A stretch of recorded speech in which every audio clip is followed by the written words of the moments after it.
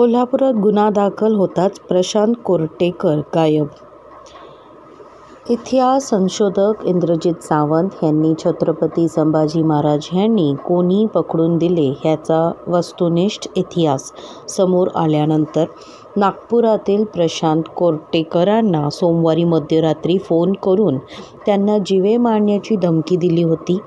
तसेच छत्रपती शिवाजी महाराज आणि संभाजी महाराज यांच्याबद्दल सुद्धा अपशब्द वापरले होते.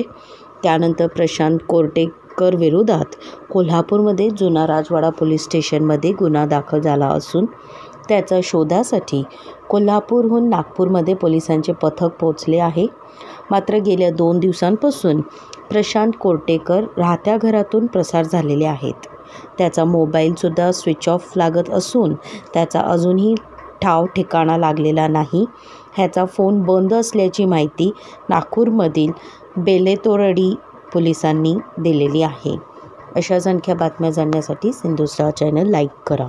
धन्यवाद.